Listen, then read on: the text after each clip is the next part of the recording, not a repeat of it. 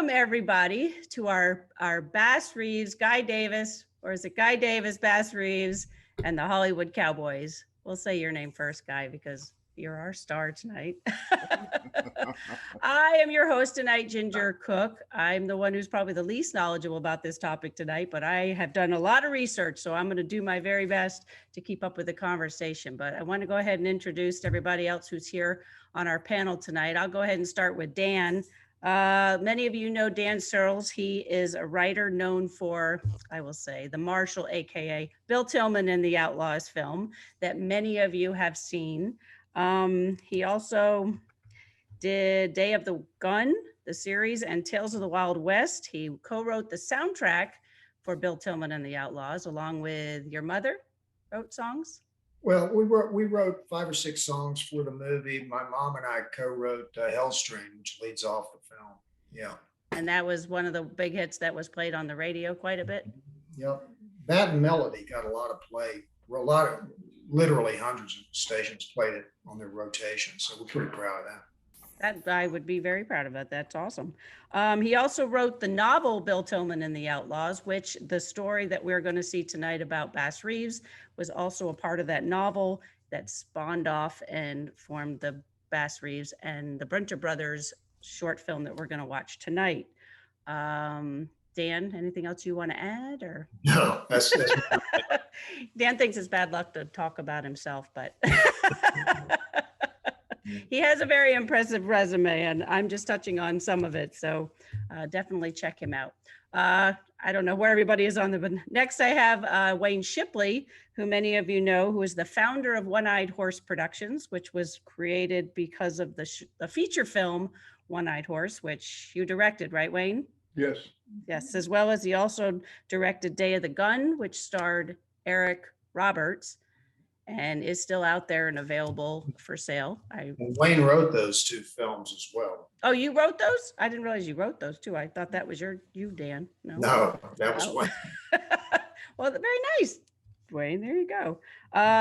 Wayne also directed Bill Tillman and the Outlaws, which many of you have seen, which is a very ambitious project to undertake. So I'm sure we'll get to hear a little bit about that, which is great.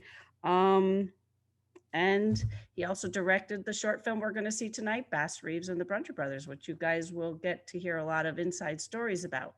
Which leads me to our third guest, which is Guy Davis, musician, actor, talent extraordinaire that we are going to get to hear sing tonight, but also portrayed Bass Reeves in the short film Bass Reeves and the Brunter Brothers. And in my opinion, of all the Bass Reeves, he looks the most like him. As you can see, he's got his outfit on, so he must be the best Bass Reeves. But compared him to what Bass Reeves truly looked like, he's pretty spot on. So he was an amazing cast. But Dan knew him from the musician aspect of their careers, so I'm sure we'll get into a little bit more detail about that. So that is basically our panel. Tonight, we're going to talk about the Black Cowboys, and we're going to talk about some of just a sampling of the many Black Cowboys that are out there in our history that history probably hasn't touched on very much. But I've had a really interesting and good time researching the multitude of characters in our history that have not had the opportunity to be showcased quite as much as some of the Cowboys we all know and love and have seen over the years. But we have that, and then we're going to go into talking about the Hollywood Cowboys and how over the years there has been many portrayals by a lot of African-American actors, including Guy's father, Ossie Davis, and his mother, Ruby Dee, that did movies with Sidney Poitier, to name one. So I guess let's go ahead and get started. So Dan, you want to kick us off talking about, we had talked about, we were going to talk about some of the original Cowboys, Black Cowboys. So yeah, what's interesting is, and you know, the history of the cowboy, basically the cowboy, and Wayne jump in anytime here, obviously, but the cowboy really is 18 right after the Civil War, you know. So in the 1860s, right after the Civil War, people went west to escape maybe being in the Civil War. People went after the Civil War and during it went west to escape slavery, to escape debts, to escape the law. You know, they went for freedom and a do-over. And that's really what the West offered. I think what's interesting is that the West, in its reality, was a mixture of people like America always has been. It's Black, Hispanic, white, and white, you know, is from everywhere. You know, you had people with Irish accents speaking Norwegian, et cetera. It's just a real mix of people. For the subject tonight, the estimates have been that the Black cowboy was anywhere from 20 to 35% of the West. And that's all fine and good. That's not the way Hollywood projected that, portrayed that, what was going on. But within the reality of that, you had, as you do in any uprising or change, which certainly the cowboy phenomenon was, you had people rising up that were better than the next. And the Black cowboy in particular kind of got the short end of the historical stick, but that's being corrected some lately, and that's great. Some of the people in particular, John Ware was a former slave out of South Carolina. He was really famous for being a great horseman in cattle drives. He became fundamental in the West, what I call North Texas, which other people call Calgary, Canada. But North Texas, Calgary, he was famous and performed in the Calgary Stampede, which is, of course, as good as it gets in the Western world. Boss Eichard was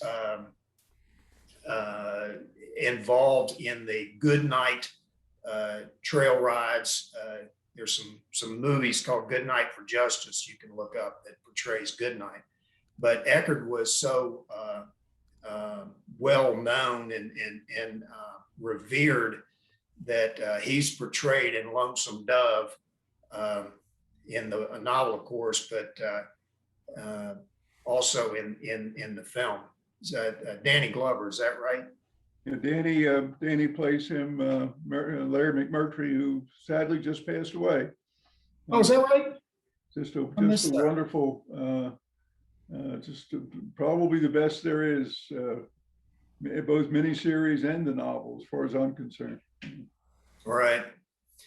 Well, and you have Nat Love, who was considered to be one of the finest horsemen ever.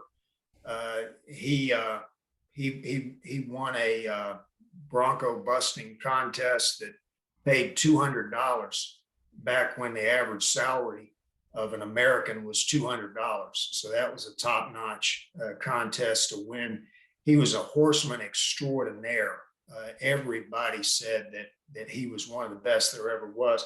He also won pistol shooting contests, and he had the name Red River Dick and later Deadwood Dick, yeah, because of his shooting prowess. And he always said that he wasn't very good with a rifle. Well, he was banned from almost any rifle shooting contest there ever was because he won the damn things every time. So that's Nat Love, sometimes called Nate Love. And of course, a lot of people familiar with Bill Pickett. And Pickett was a rodeo man, a horseman, and did steer roping. So, and he invented the sport. And Wayne, you're a horseman extraordinaire. You want to talk a little bit about Pickett? Oh, well, Pickett was, again, the whole culture is about money. And what happens is that Pickett early on, regardless of whatever racial boundaries there were, was such an extraordinary guy that, around horses and around cattle. And he supposedly invented bulldogging. And again, I'm not so sure how true that is, but he certainly popularized bulldogging to the point that it became a major event in just about every rodeo. And he was actually paid to go on tour just to show how he could, in fact, jump, not get off a horse, but leap from a horse to the back of a longhorn steer and wrestle the steer to the ground. Today, guys can do it in 3 or 4 seconds if they're really lucky and good, but Pickett had all sorts of ways, one of which I was not sure was apocryphal at first, but there are many people who say this, that he would watch dogs that are trained to herd cattle, and one of the things that dogs would do would bite the animal on the nose, bite the steer or the bull on the nose, and apparently Pickett actually practiced that on an especially difficult to wrestle steer, and he would literally bite the steer on the nostril, and that would force the steer to roll to get away. So all sorts of great stories about that. Well, and the thing that we get, to put it in perspective, these men were very, very famous during their time. Right. Nat Love toured with some of the biggest Wild West shows that were with Wild Bill Cody and those guys. He toured nationally.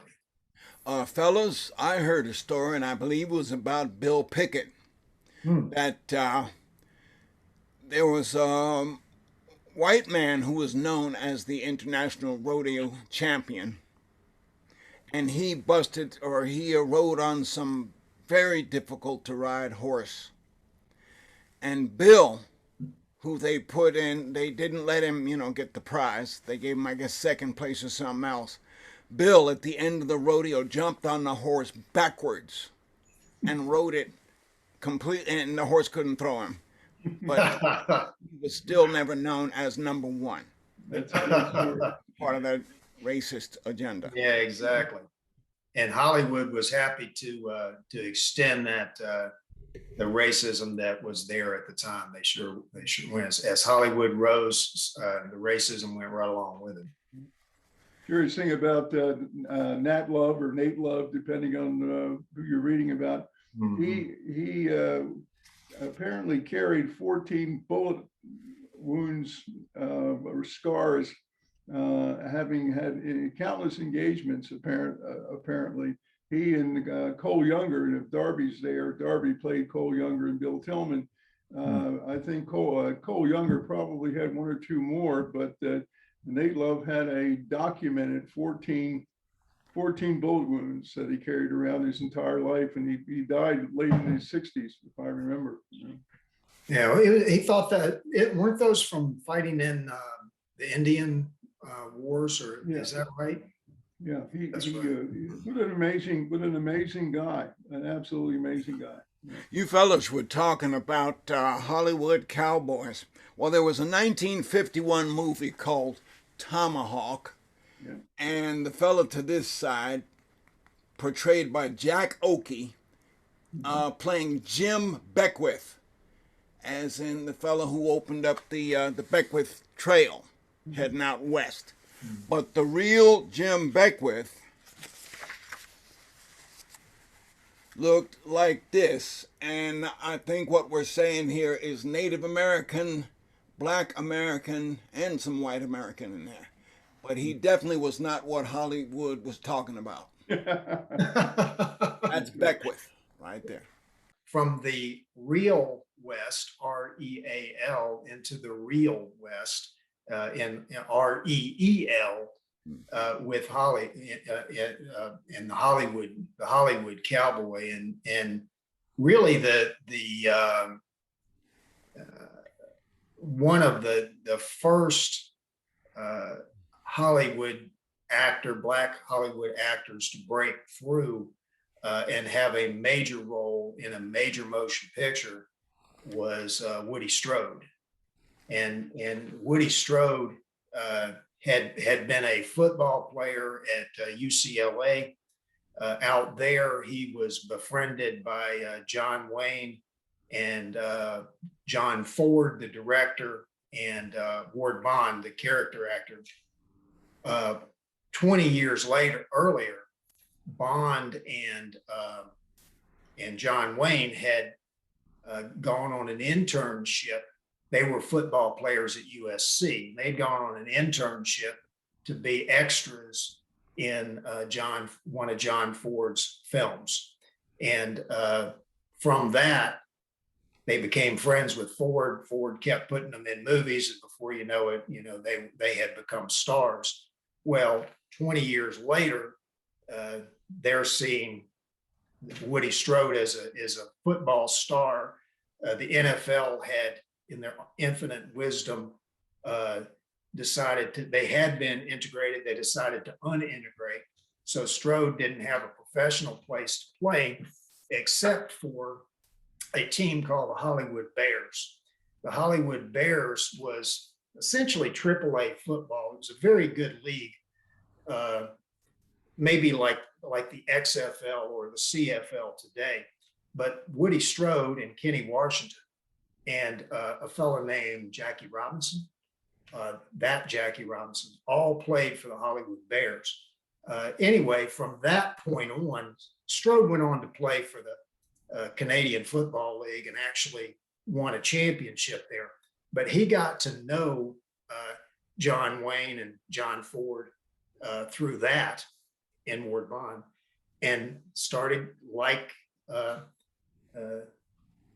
Bond and Wayne earlier, started getting small roles in some of Ford's pictures and other people's pictures. And then by the time you get to 1960, Ford is finishing up his cavalry films, and he decides he's going to make Sergeant Rutledge. And he makes Sergeant Rutledge, and he puts Woody Strode in the starring role. Ford got the film made because he was king of the hill, right? He could get anything made he wanted to get made. So he got that picture made, and I think to Hollywood's surprise, it made money. As Wayne referred to earlier, Hollywood is green above all else. So when it made money, I think it changed some hearts and minds. So, Wayne, do you have anything to add with that? I remember seeing Woody Strode way back, and it's so impressive. He had just a chiseled physique, and yet he could, at the same time, he wasn't like the I don't know, the spaghetti Hercules, whatever you call it, Muscle bound or whatever. He had a sincerity about him that got him some really top-notch roles, including, I know he was scared to death playing Sergeant Rutledge, because he was the principal character in it, and he had to act. And John Ford was not an easy guy to work with. Ford was noted to pick on his stars, especially John Wayne, and nobody picked on John Wayne except for John Ford.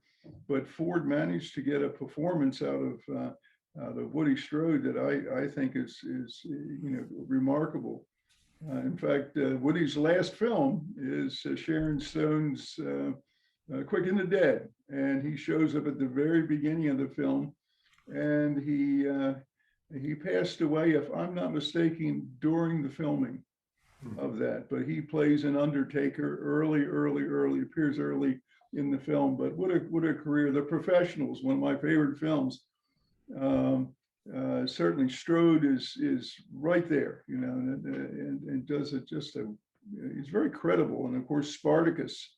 Strode is extremely prevalent in Spartacus, and again does just does a very credible job. And one of the things I love about westerns, and the Professionals is a great example of it, and so is The Man That Shot Liberty Valance, among other pictures, is really profiles in what courage looks like. This is a scene from The Man That Shot Liberty Valance. So that's what we're looking at there, where Strode plays Wayne's best friend, and in this picture, because Wayne has kind of done the ultimate sacrifice in saving Jimmy Stewart's life, Strode knows it, and Wayne has given up everything in his life, including the lady he loves, but he basically falls apart throughout the entire picture, and Strode is the only person that is able to even half keep him sane in it. If you want to have a fun time at the movies, because Liberty Valance is kind of harsh, but The Professionals is another profile in doing the right thing. And what's the line at the end of Professionals, Wayne, where Lee Marvin says to Ralph Bellamy? Yeah, Ralph Bellamy calls him a bastard, if I'm not mistaken, and Lee Marvin climbs on his horse and he says, well, in my case, it was an accident of birth, but you're a self-made man. Yeah, just some great stuff there, and so I think Strode was probably the first guy that broke through, and again, Hollywood came around when the money came around, or when they realized that the American people were a lot more open to this kind of stuff, the integration than they maybe thought they were. I think somebody that's overlooked too is Jim Brown. Yeah. And Jim Brown, of course, was a marvelous football and lacrosse player. Before he made The Dirty Dozen, he made a film with Stuart Whitman and Richard Boone called Rio Conchos, and ended up making several westerns. 100 Rifles he also made with Burt Reynolds, Raquel Welch, right? Fernando Lamas, I believe, and Jim Brown. So there again, these are starring roles, and there was a great line from Burt Reynolds in that film where they're doing their own stunt. They're hanging over a cliff and they're both hanging onto a log. Reynolds says, I hope this log doesn't break. And Brown says, yeah, well, because we'll all die. And he said, no, because the headline will read, star football player dies with relatively unknown actor.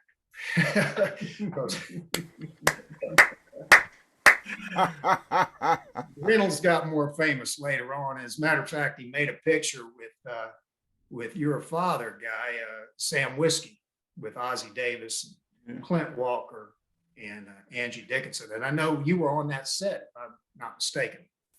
Yes, I was. I got to go on the set during Sam Whiskey, got to meet Burt, got to meet Clint Walker. I didn't get to meet Angie Dickinson because I was just there for a short amount of time. That's probably your loss, but I'm just saying. Oh, absolutely my loss. And Burt Reynolds signed my 10th grade report card. He asked me to explain how you do that, but he signed it. I don't remember where that damn thing is. I've seen it and it just kind of went, it disappeared. But I got not a photo of that event, but I do have a photo of me on a film set with my dad when he was, let's see, I think this picture was 1968, called The Slaves, written by John O'Killen, so it was not strictly a Western, but there was a lot of Western fellas on the set, wrangling the horses and etc. Is that you there, Guy? That was me, the squirt there with the obnoxious expression on his face. That combination of innocent and obnoxious is me. Now, could be the horse, actually. Would you tell us that story about being on the set of The Scalp Hunters? I believe that was Burt Lancaster, maybe. Yeah. Okay. So I was on the set of The Scalp Hunters. In fact, I'm going to show you the only picture I could find of that, though there are others. You will notice there. Let's see if I can get it right. Telly Savalas under the bald head. There's Shrimpy. There's me.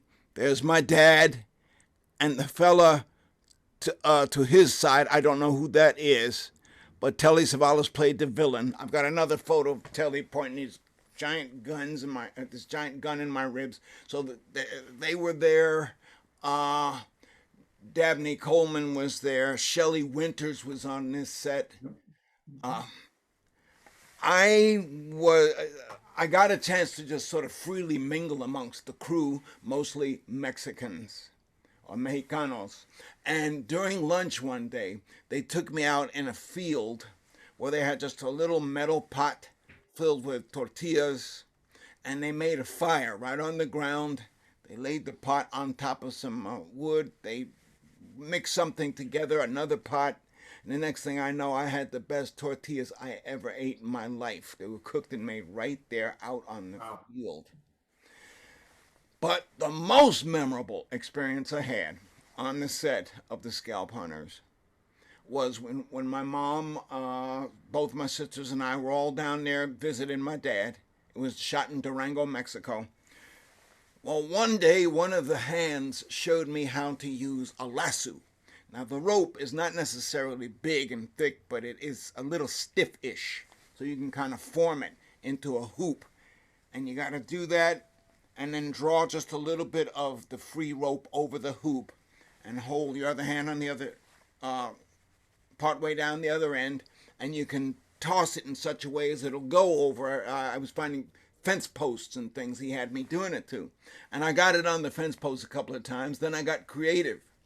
The script girl, as they're called, which was standing there, was talking to one of the other set members, picture members, and I just got creative and right over her head, boom, a perfect lasso for the movies. But my mother was standing right there, and she shrieked in horror, "Die!" So you know that you know who this was, who was in trouble. The guy who taught me how to throw the rope in order to keep me from being beaten to within an inch of my life in front of all those people. I'm a young teenager. He did like this to my mom, and he told me, "Come here," and he said, "Run from there to there." Oh, just no. a few yards. So, hey, I'm a young cat. I ran. He took that rope on the ground right under my feet, yanked it. Bam! I ate dirt. And fortunately, it probably is the only thing kept my mother from killing me. Yeah, so that man saved your life. Oh, that's awesome. I mean, I wish I could talk more. I saw so many amazing stunts. Like there's a scene where my father has to fall off the top of a cliff. Not a very high cliff, but a cliff that could kill you if you didn't fall right. Apparently, they shot the long shot, and I'm down here, and I saw him drop, and then I saw somebody drop through another bush, and then down on the ground. By the time he got to the ground, it was somebody else entirely. It was 3 people it took to do the stunt. Wow. My father for the close-up, and they had one guy fall from the top of the cliff to a bush, another guy fall from the bush and just kind of roll down the cliff. So, wow, Hollywood is amazing. Yeah. Absolutely. Well, your mom, Ruby Dee, she was in all-star picture with Sidney Poitier, Harry Belafonte, Denny Miller, and Ruby Dee, and Buck and the Preacher. Yes, indeedy. Yeah, there she goes, right in the middle. That's my short mama. She tore that horse up. Years later, I met a young black woman who they had stand in for her on all the galloping, serious riding scenes because she could put on that cloak and the cape and everything and ride. But my mom, when it came to being close up, she did what she had to do on that horse. And as long as that horse got along with her, there probably were going to be no problems. Now, there's something's got to be said. My mom, Sidney Poitier, Harry Belafonte, my father, formed an organization to get that movie and others made. They were in some parts responsible for helping to pull together what they call the blaxploitation phase of filmmaking in Hollywood. They weren't like the sole benefactors of everybody, but it was a beginning. It was a start, something that they let me know about. Sort of like showing the plumbing underneath the house. That these are the secrets. Yeah, that's cool. That's a great story. That's a good movie too. I mean, really good movie. And Well, did I read somewhere that Sidney Poitier wasn't originally supposed to direct that somebody else was directing it and then something happened and then he ended up taking it over as director? Is that true? Had you ever heard that, Dan? no, I haven't, Guy. Neither have I. I hadn't heard that. Okay. Though I I've thought I read seen that those somewhere. things, those kind of things happen. I've seen them happen, but no, I wasn't aware of that. Because the big deal was, I mean, that he was that he directed it, right? I mean, was that one of the first, I don't want to say first black directors, but was it one of the first black directors of a Western? Or had there been others? Do you know, Dan? No, I don't. I think that's probably fair to say. Sidney Poitier did a really nice job on the picture. I don't know the background of that at all. But I mean, directors, get brought, like actors get brought on and off all the time. Buck and the Preacher, was that 1969 or 70? Do you recall? 72. 72. Oh, okay, okay. Well, I cannot call Sidney first director for sure because my dad was given a position to direct one of those blaxploitation movies called Cotton Comes to Harlem in 1969. Really? Yeah, I know Sidney, I guess, would have been amongst the first to begin to reverse the trend and get more black directors. But yeah, my dad was on in 69. Then you had Gordon Parks directing Shaft and other films. He directed Leadbelly also. So do you recall when your dad, that's a pretty big deal when your dad was asked then to direct, did you ever remember him talking about being nervous about directing versus being an actor? Because putting that hat on is a little bit different than being the actor. Ginger, only years later, I mean, we're talking 1988 when I went to a media school called Center for the Media Arts, and I got chosen to direct the class television show. This was our final exam. And I only got chosen because I asked more questions than anybody. I was so dumb, I had to sit there right at the teacher's foot. He got just so annoyed with me. He said, "You direct the piece." And I was trying to figure from my dad, what do I? And he said, "Son, what you do is get like a little, get some coins, get a piece of paper, draw the outline of the set, and then use the coins as actors. And then decide where you want them to be, where you want the cameras to be." So that's the kind of stuff you would leave up to a professional like Wayne Shipley. But at least I got a taste of it. And my dad gave me a leg up on how to begin to stage a scene for film. Yeah. Did your dad direct other films or did just the one? He has directed other work too. He did do other stuff? Okay. As we go through the African-American actors that are getting placed in. First, we had Raymond St. Jacques had a reoccurring role in the last season of Rawhide, but I know our friend Darby Hinton's on here tonight, and Rosie Greer was on Daniel Boone and was a regular on that series as well. And Rosie Greer's one of my childhood heroes, both as a football player and as an actor. I loved watching pretty much everything he was in. Another fellow was Otis Young. Otis Young was in the Outcasts, which was a series that lasted 1 year with Don Murray. Great Western, and I think it died off. Westerns were skewing old in the demographics, so it only lasted a year. Although if you can find it, it's a very entertaining 29, 30 episodes. Young's also was with Jack Nicholson in the Last Detail, and then pretty much retired from film and became a professor. But that's our loss because he was a fine actor. So are we transitioning? Although I have one last question for Guy. Your mom, did she know how to ride horses or did she have to learn how to ride horses to do these Westerns? My mom had to learn how to ride horses. And she's an apt pupil because I don't think she believes there's anything she can't do. And she was wise enough to be patient to learn. She only got impatient with me. The horse, they were cool. Yes, every day they would go out, get, you know, get a serious case of saddle butt, but she came through. And we have to mention Herb Jeffries, who is responsible for 4 Westerns from the late 30s. And these were called race Westerns. And Herb Jeffries made 4 of those, and they are really quite good. I've seen, I think one I believe is missing altogether. Another, I think the Bronze Buckaroo was his the name that he was given. It was also the title of one of his films.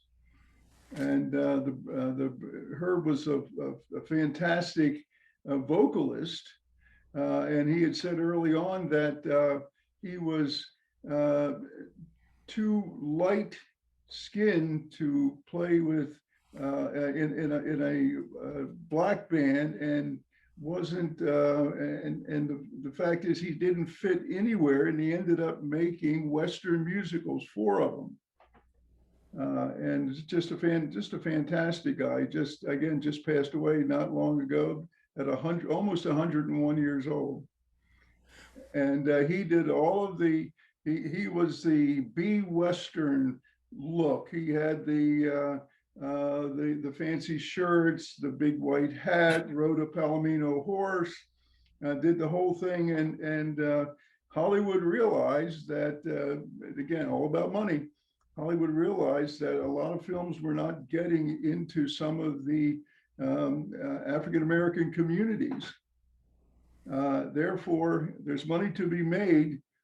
Let's create a Black Roy Rogers or Gene Autry or whatever, and that's who Herb Jeffries was. Who did he sing? Who did he sing with? Was it Duke Ellington? Or He was with Duke Ellington at the. He was picked up by Duke Ellington after he'd been with a couple of other pretty solid orchestras. I see. He also appeared on television shows. He was in I believe he was in a Bonanza series. He showed up usually just as a bad guy or something like this, but he showed up. But he was very well known and respected, and what a wonderful job that he had done. And often they would work on the same sets, so they were making 2 shows at the same time. And they even would swap horses out and things like this just to get these made. And curiously enough, one of the key players in all of this, when he was when Herb was making films, was a guy named Spencer Williams. And I don't know whether Spencer Williams played. He played Andy in the TV show Amos and Andy.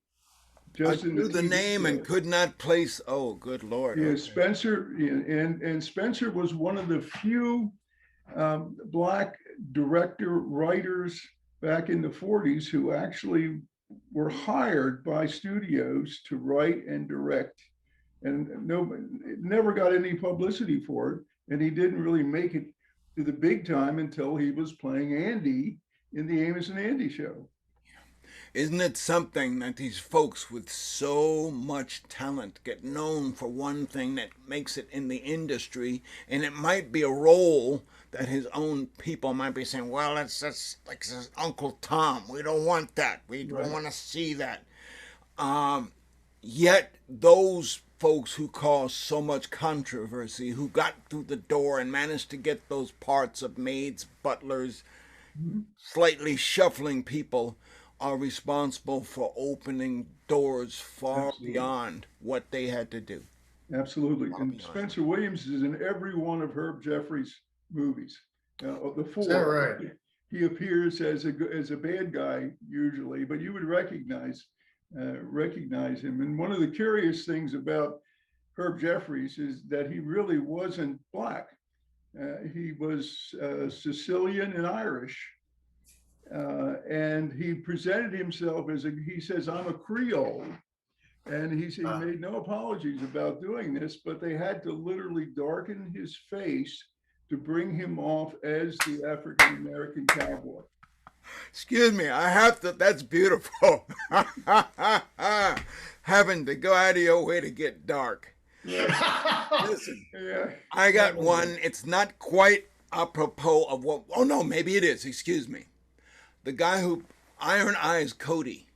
Yeah, My understanding is that he was born in Sicily. yeah.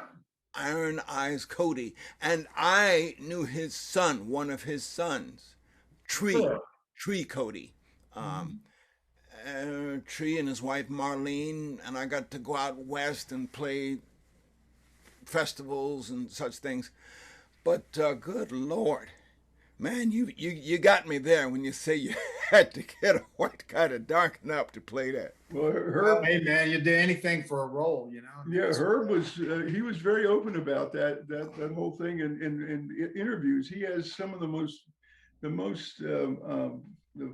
fantastic interviews in which he is just blatantly honest about what it was like in 1938, 1939 when he was making these 4 films, and they couldn't afford stunt people. I mean, these were super low budget films. It's kind of the stuff that Dan and I do, super low budget films.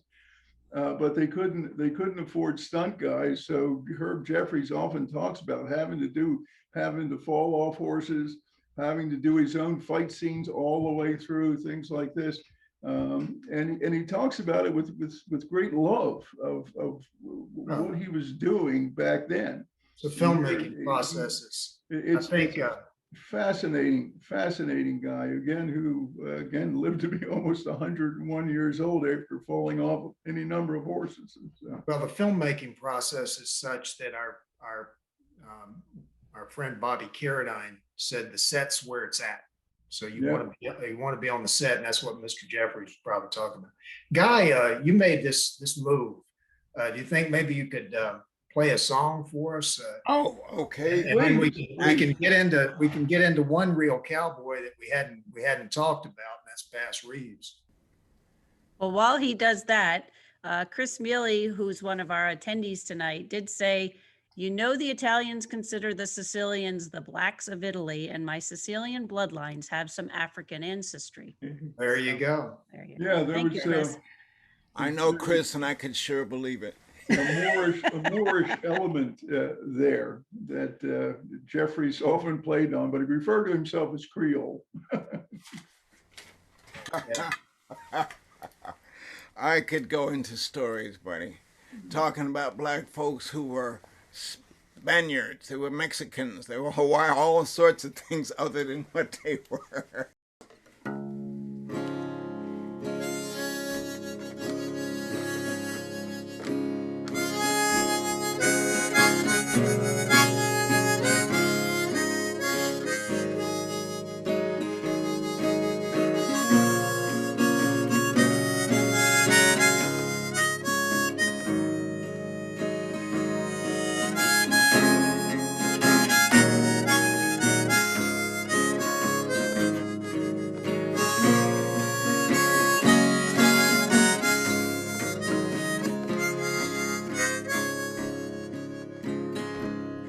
As I walked out on the streets of Laredo, as I walked out in Laredo one day, I spied a young cowboy all wrapped in white linen, wrapped in white linen, as cold as the clay. I can see by your outfit that you are a cowboy. These words he did say as I boldly walked by. He said, come and sit down and hear my sad story. I'm shot in the breast and I know I must die. I was once in the saddle and I used to go dashing. Once in the saddle, I used to go gay. First to the card house and then down to Roses. But I'm shot in the breast and I'm dying today.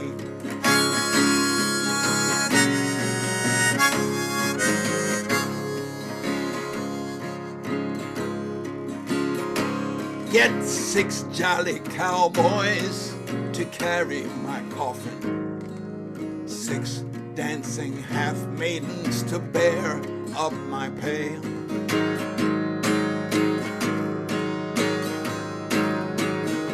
I'll throw bunches of roses all over my coffin, roses to deaden the clods as they fall. Then beat the drum slowly and play the fife lowly. Play the dead march as you carry me along. Or take me to the green valley, lay sod over me. I'm a young cowboy and I know I've done wrong. Go write a letter to my gray-haired old mother. Tell her the cowboy that she loved has gone. But please, not one word of the man who had killed me. Don't you mention his name, and his name will pass on.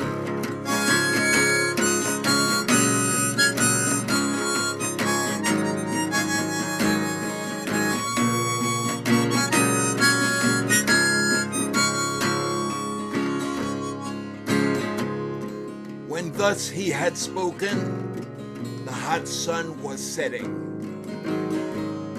The streets of Laredo grew cold as the clay.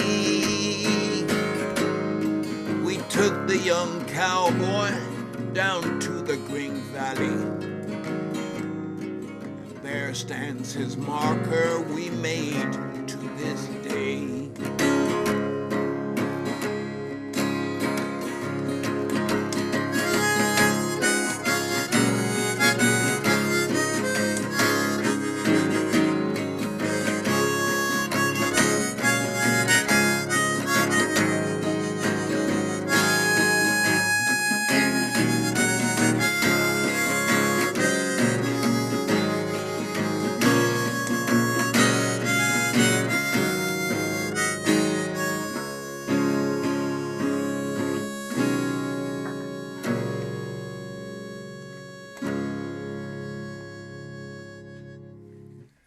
Streets of Laredo. There you go. So when you doing your album, Guy? Well, that won't be on the album, but I do have a new album coming out, sure enough, on June the 4th, called Be Ready When I Call You. Be ready when I call you. See, that song would work for that album. Yeah.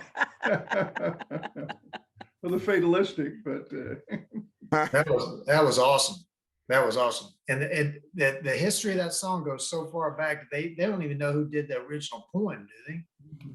I don't know that I think it's just so far back. It's one of those, it's the most famous author of all time, anonymous. Is there several different versions of it too? Like a whole bunch of different stanzas and verses and people adapt Yes. it? There are, I think that there's more. Okay, I could be wrong, but I think that there's more. Yeah, there seems to be lots of versions of that. That was awesome, guy. My father would take songs like this and like See That My Grave Is Kept Clean, Blind Lemon Jefferson, and he would say them, recite them like poems. And those things dug in deep. Yeah. Lemon Jefferson, Leadbelly, because of the times they were born in the late 1800s, latter 1800s, I'll say, they had songs that they wrote with lines about Jesse James in them, you know, because I guess he was the boogeyman that parents say, well, you're going to grow up like Jesse James if you don't do what I tell you. Mhm. Like my mother tried to say, when guy, you shouldn't have roped that woman. You're going to grow up with Jesse James if you live another hour. You know? Yeah. So Bass Reeves, was one of the greatest lawmen that ever lived. I mean, certainly, you Wyatt Earp probably is the most famous lawman, but Wyatt Earp was a you know more of a rogue than he's led on to be, really. Not quite in the Doc Holliday mode of being borderline psychotic, but I mean, Earp was somebody you didn't really want to cross, and he crossed the line a lot between good and bad. But when you get into Bass Reeves and maybe Bat Masterson and certainly Bill Tillman from Bill Tillman and the Outlaws, which Wayne and I have behind us here, they were straight lawmen. You know, that's what they did. They were the good guys, and they both worked for a guy named Ike Parker, who was known as the hanging judge. Bass Reeves had come out of slavery. We don't exactly know. Some people say he got in a fight in a card game with a white guy and had to come west. Some people just said he just got out of there. So we don't really know exactly. But he worked his way into Arkansas, which a lot of my people are from. And then he worked his way out west. And when he did, he hooked up with Parker, who knew his reputation as a fighter.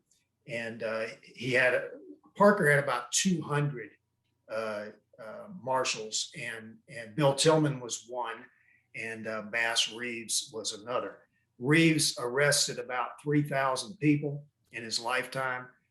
He said, I never shot anybody that essentially I didn't have to shoot. And he preferred to bring people in alive. He was just a heck of a guy. He outlived his first wife, but he had 10 children. So he had a son, Benny, and Benny, in a fit of jealousy, killed his wife and took off. As you know, he didn't want to be caught. Who would blame him? And he took off. Well, Reeves comes back from arresting somebody else. He finds that there's a writ out for his son. The other marshals have so much respect for him, they refuse to serve the writ. So he says, I will do it. Now, you know, he may have other reasons for that, but why he wanted to do it. But he went after his son. He brought him in. It, as you might imagine, was a terrible, terrible time for him, a strain on him psychologically, etc. From the readings, it sounded horrible. But the son served his time, which was sentenced to life, but he got out. I think it was, you remember, Wayne, 7 years, a guy 14. I think it was 7 years. Anyway, Benny never committed another crime or whatever. But the rest 22 years, Dan. Oh, is it 22? So I'm off. 22 years, at least the report that I read, that he was in prison for 22 years for, and I guess they coined it second-degree murder or something like that. Well, fit of passion. Yeah, fit of passion, right? Exactly. But anyway, from there, you know, Reeves was he was just an interesting cat, and because of the reason we've talked about before, Hollywood, you know, has ignored him. And in doing the research, I realized Bass Reeves knew Bill Tillman. I mean, they had to know one another. They're hired by the same guy. They're in the same region. So history doesn't tell us if they worked together, but it'd almost be a stretch if they didn't. So I said, okay, well, let's wrap Bass Reeves into the story of Bill Tillman and the Outlaws.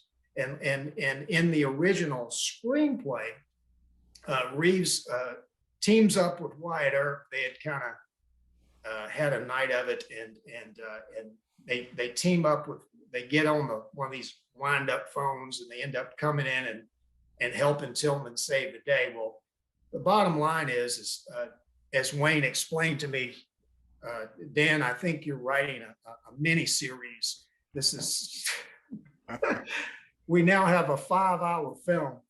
So he said, we've got to go straight to the Tillman and the robbing the bank and making the movie. That's enough. And he said, I love that story idea so much. And it's a story that needs to be told. Let's separate it out, and we'll make a short film of it. And I'm so glad that we were able to do that.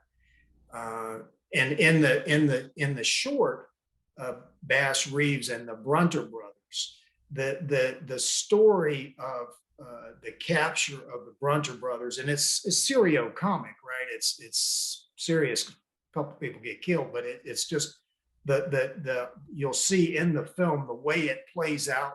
There's something that happens with the gun belt and all that. That's historically accurate, right down. It's just exactly how it happened. The conceit that I put in the film was pairing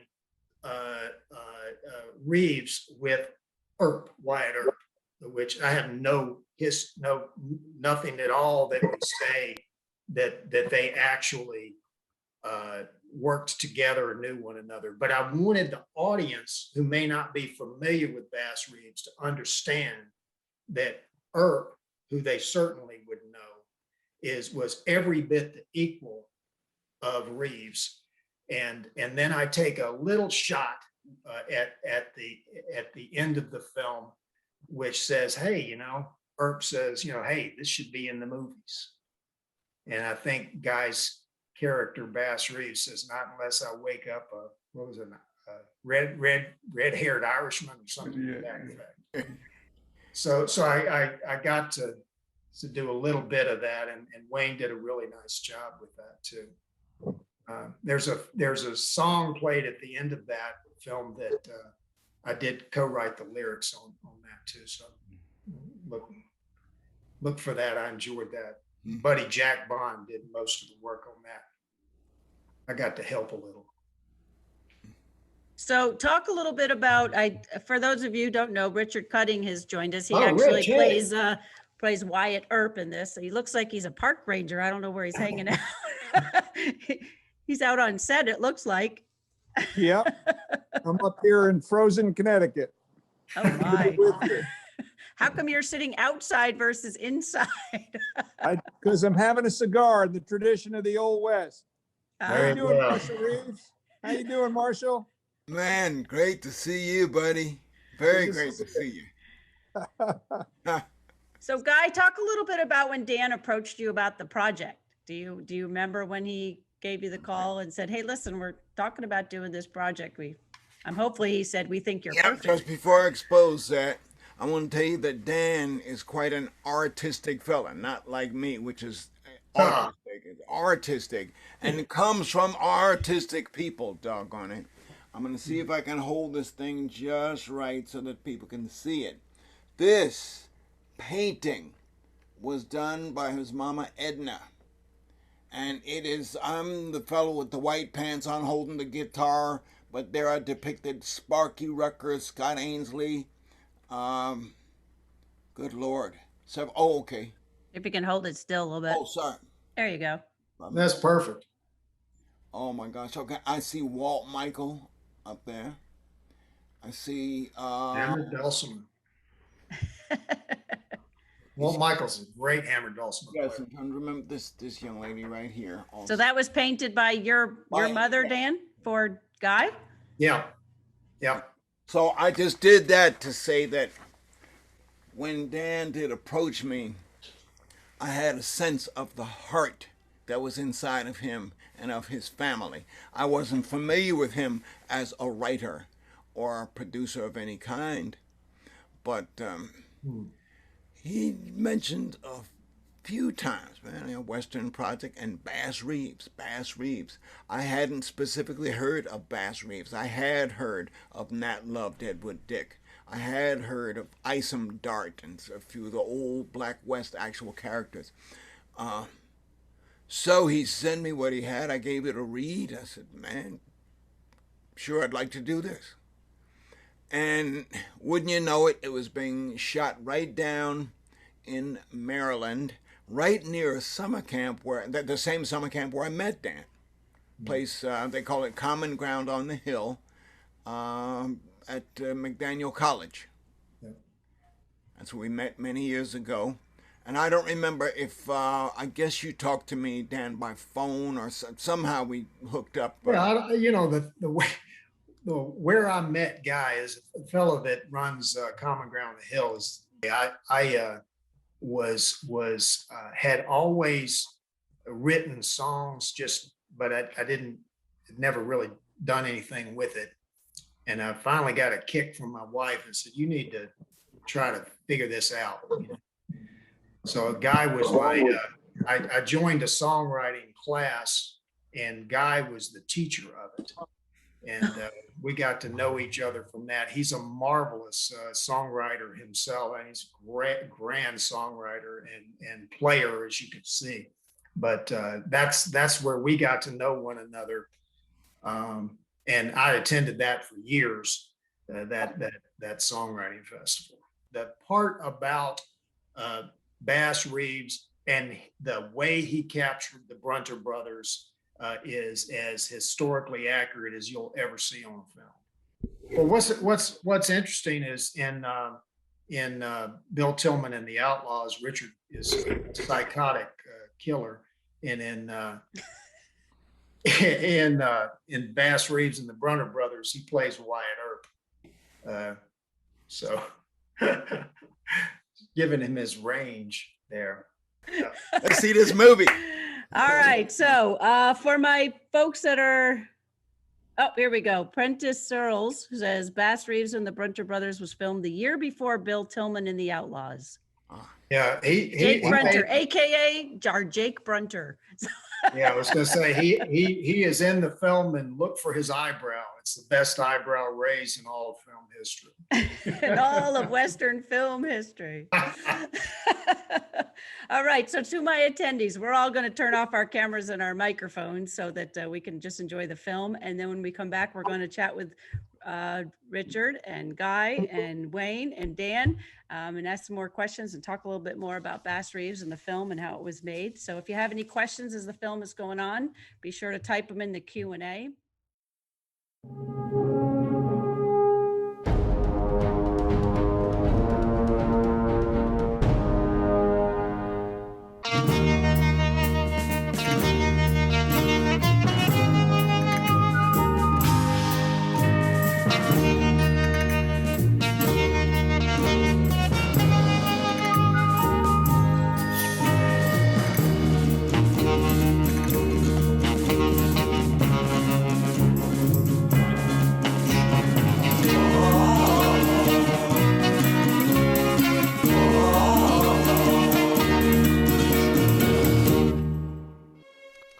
Hi, I'm Sid Blackmer. Welcome to Tales of the Wild West.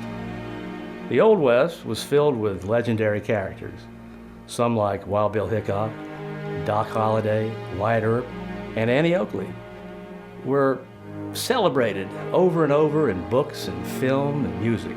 Others, like Bill Tillman and Bass Reeves, for various reasons, were all but forgotten. But back in their time, the exploits of these lawmen were the stuff of legend. Our story today centers on one of the greatest of these forgotten lawmen, Bass Reeves.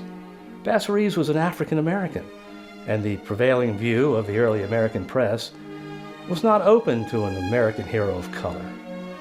Thus, sadly, Reeves' exploits received little of the plaudits given to his lighter-skinned contemporaries.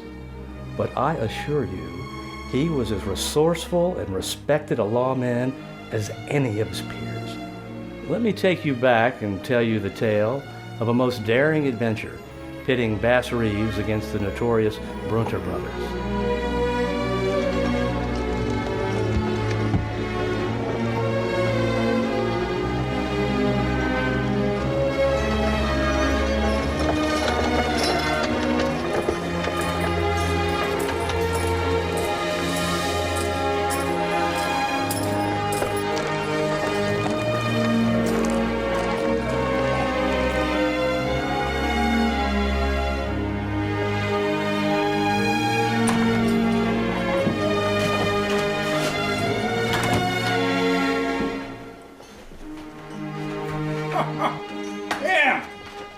Mr. Bass Reeves!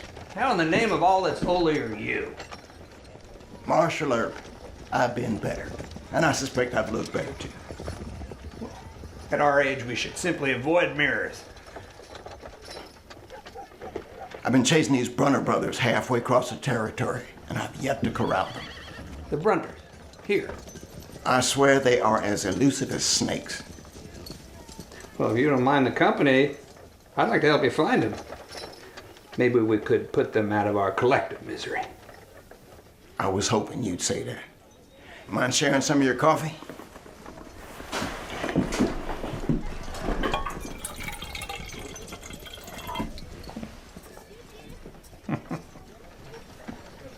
Sad was the day McKinley died. The wagon broke down and the horses cried. Cheers.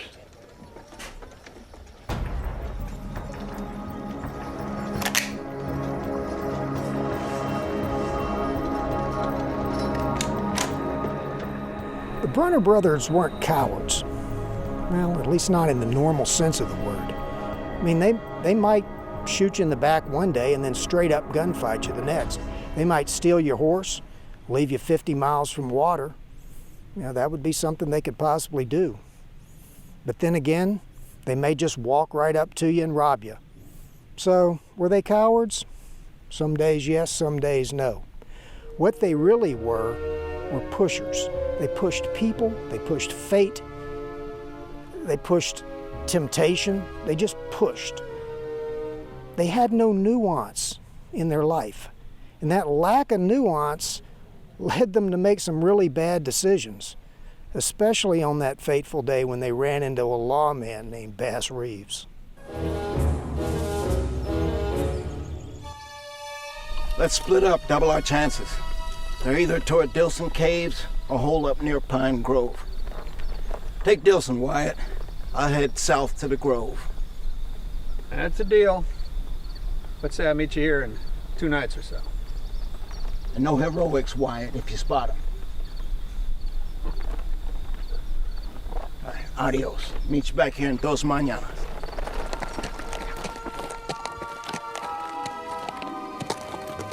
Bass Reeves served for 32 years as Deputy U.S. Marshal in Native American territories, namely Oklahoma.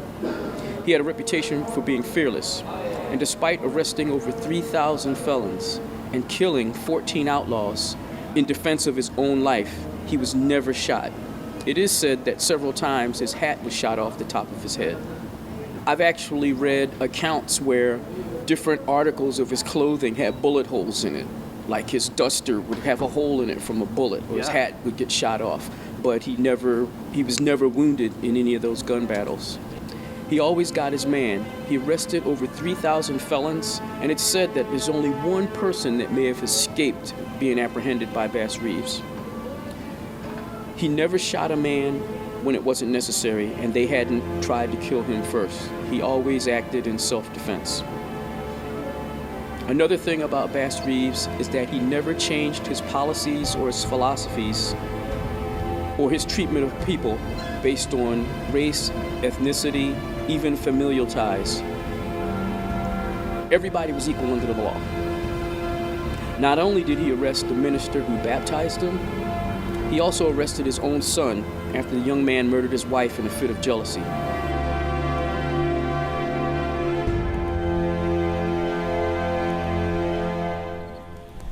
Don't shoot, Wyatt. It's me. Well, ain't that something? Brunter! Yep. I thought you said no heroics. No choice. Why the gag? Talks too much. Understood. Any more complaints? You can join your neighbor.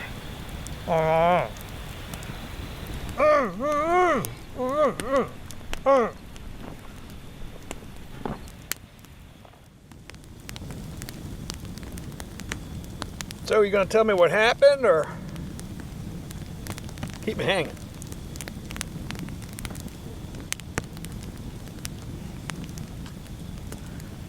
I ran into the brothers at the Grove. They was breaking camp, so there was no time for me to come get you. Joe here was feeling somewhat perplexed. Seems his horse disappeared, and he was still too much addled from all that rot gut. Joe was about 40 yards down over the hill. Jake and Bill was gathering up their gear, so I worked my way around to where the horses were tied, and I set them loose. They were cussing like sailors.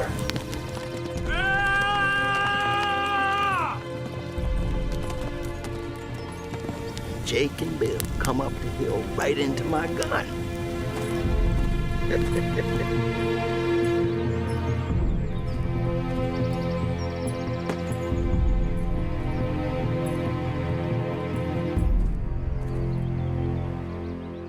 I hands over the arrest warrant to Jake. He raises his long gun, and I drop that sucker right where he stood.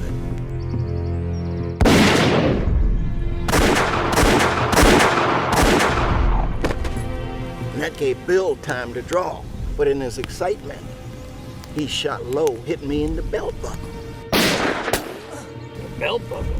You hurt? Like the dickens. I got the bruises to prove it. You don't have to show me. I mean, I shot second. Bill left this world quick and easy.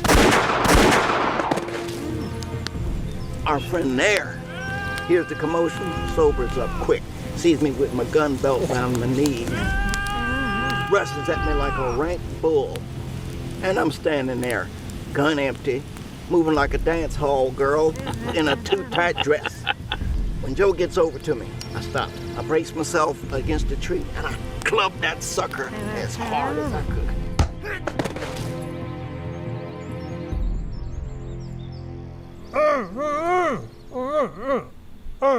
shut up, Joe. You're ruining my picture. Oh no, Joe's right. That wasn't a very sporting thing for me to do. But frankly, right about now, I ain't in a sporting mood.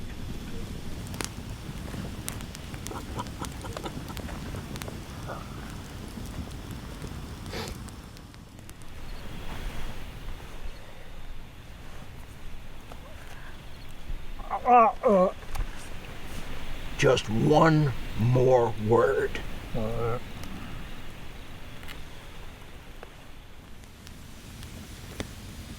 You know, out in California, they're making moving pictures about the old days. Hell, they even called me to be a consultant. Tell my story, say, put it on a screen. You ought to get in on some of that action. I mean, this story here, you know, people ought to see this. Forget it, Wyatt. Nobody puts a black man in a motion picture unless he's shining somebody's boots. And I ain't shined nobody's boots since 1865. Well. Even still, this story here belongs in the flickers. Sure, the day I wake up as a red-headed Irishman.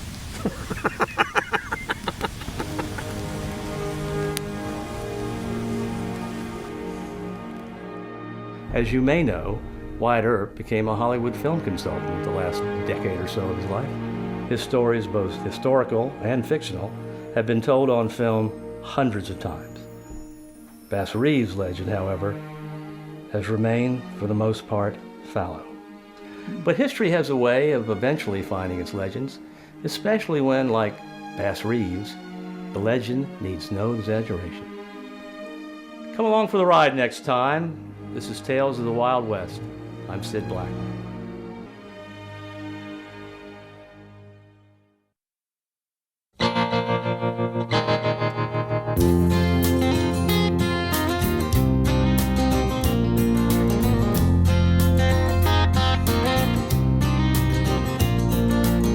Roll out of bed, shake off that old mood, blacker than the coffee I just brewed. Saddle up my horse, ride for speed to smoke that old ghost haunting me and you. We might have slowed way down, but we're keeping our dreams alive. We ain't ready to line no ground, 'Cause one thing we've learned from losing, gotta keep on moving. It ain't our fault, we gave it all we could. This old world has forgot what it stood for.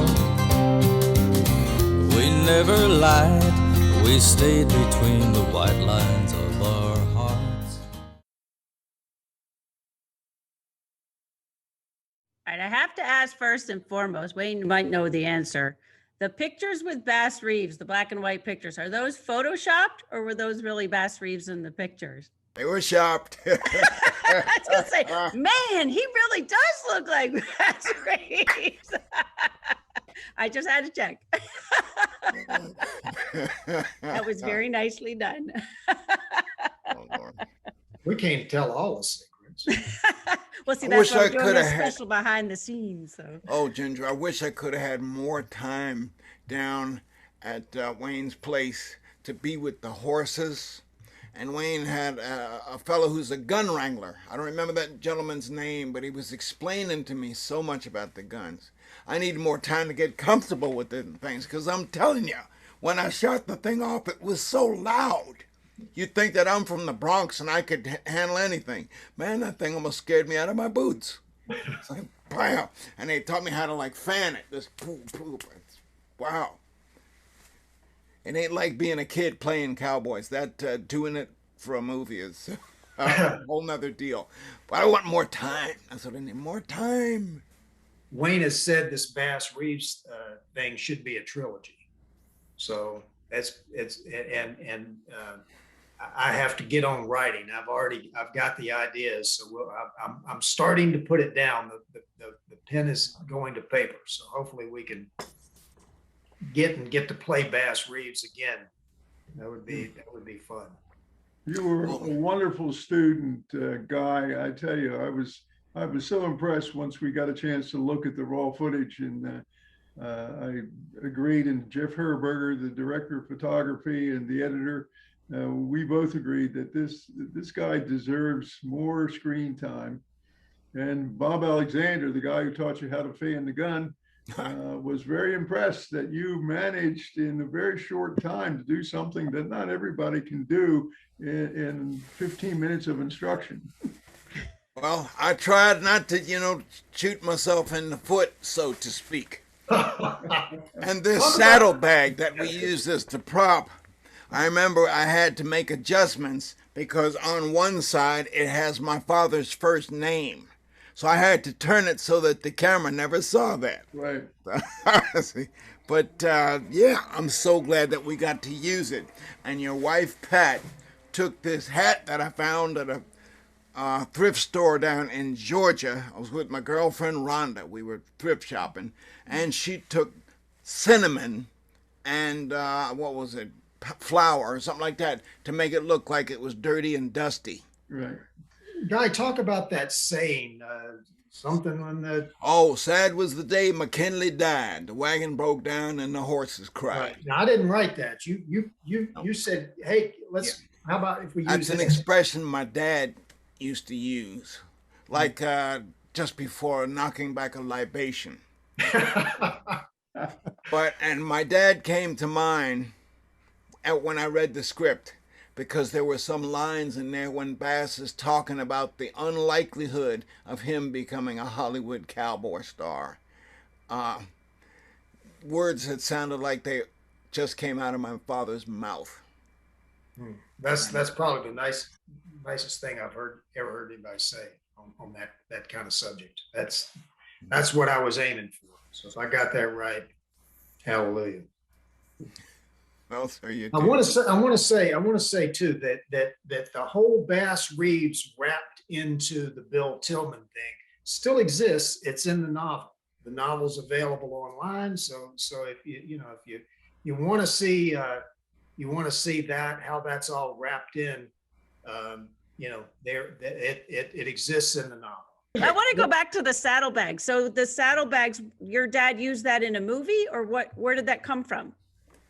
I think that they were a gift to him from a movie probably the slaves in 1968.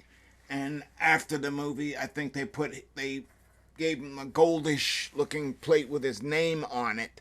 And he just had it for many years. And after he passed away, it went on to me.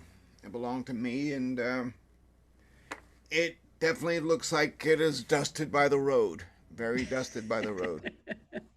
It made movie history again. Yeah.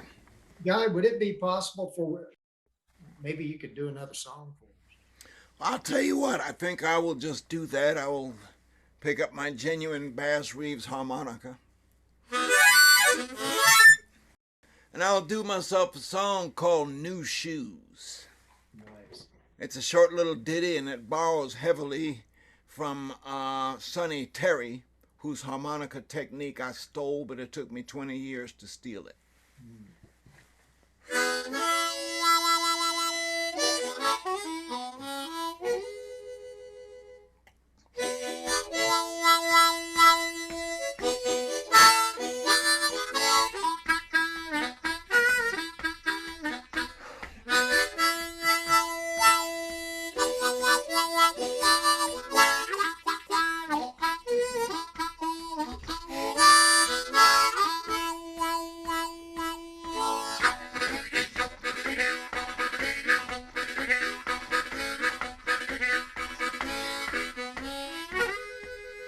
I was wearing my old shoe,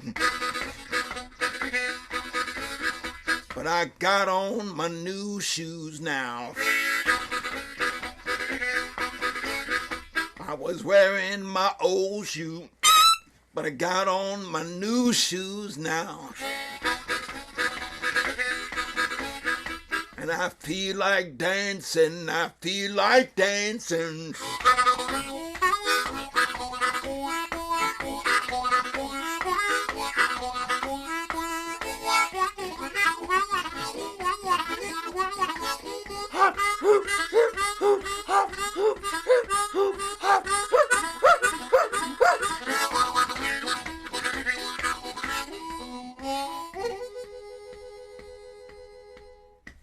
I was wearing my old clothes, but I got on my new clothes now. I was wearing my old clothes, but I got on my new clothes now. And I feel like dancing, I feel like dancing.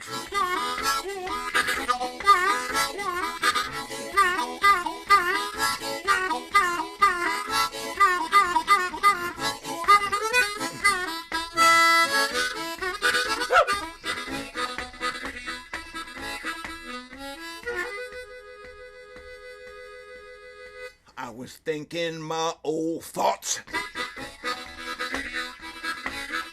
but I'm thinking some new thoughts now. I was thinking my old thoughts, but I'm thinking some new thoughts now. And I feel like dancing, I feel like dancing.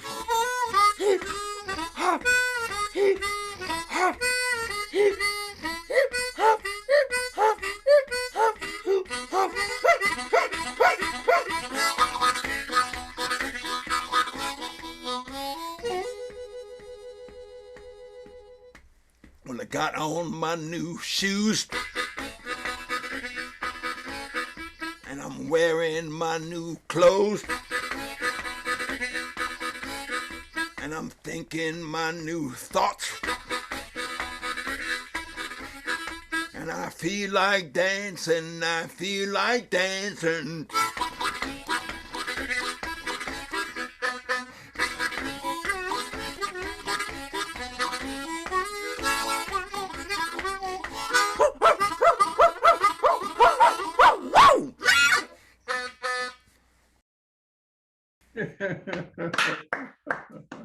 You can have Bass do that from top of the horse, you know. That's fantastic. If you guys don't know, Guy is a WC Handy winner and Grammy nominated in the same category with the Rolling Stones, I believe, at one point. But I mean, masterful guy. I could listen to you all night. Yeah, absolutely. And he's obviously a master entertainer. So for anybody who's interested, he does do a Facebook live broadcast under the name Kokomo Kid. And he's terrific. Is it like half an hour long every day? You said you do it 6 days a week? Yes, every day but Saturday on my Kokomo Kid Facebook page. That's kid with 2 D's. I have to do a thing called Coffee with Kokomo. We all just come together and drink some coffee, and I tell some stupid jokes, sing a few songs, and complain about my lack of facility with the internet. So if you want to check that out, we'll make sure we post it as well so everybody can and look check for it his out. new album as well, for sure. So we did get a comment from Warren Bendler that says, really, you should make a full-length Bass Reeves film. I think people will recognize the name. Bass Reeves was in The Watchmen. He apparently was one of the characters in the movie The Watchmen. So he's getting out there. And Isaiah Washington, from some of you will know him from Grey's Anatomy, has just done a Bass Reeves movie, I think called Corsicana, about Corsicana, Texas, but he plays Bass Reeves, and I think he also directs it. So I think with COVID, it pushed it back a little bit, but that's supposed to be coming out. So the word is slowly but surely getting out there for sure. Yep. I know Morgan Freeman's trying to get one off the ground, so we got to beat Morgan to it. Everybody get jump. So Richard, we haven't heard much from you. So when you were asked to be the part of Wyatt Earp, so did you do much research, or were you already a big Wyatt? Because you're working on a Western of your own now too, aren't you? Aren't you looking? Yeah, well, Wayne and I and the gang from One-Eyed Horse have been watching movies and watching Wyatt Earp forever. There's so many great Wyatt Earp movies. I did a little bit of reading, but I kind of knew the story, good guy, bad guy. It depends on which day. And what really drew me to it was the Bass Reeves part of it, because I'd looked at the 9th and 10th Cavalry and I think it was the 24th and 25th regiments, the black soldier regiments that had such a huge part of the Western history. And then in the Spanish-American War, and I just had never heard of Bass Reeves for some reason. And this interaction to me was like one of those great meetings of mythical characters, and you never see the black sheriffs and marshals that, must have been all over, I knew the story of the black towns that were being founded in Oklahoma, in the 1870s and 80s. And I knew that those populations were way out there building things, but you get to the furthest edge of the frontier and guys like Bass Reeves just never got the publicity. So I was really jazzed to do it. Not so much from the Wyatt Earp point of view as the Bass Reeves story. It's kind of funny that way.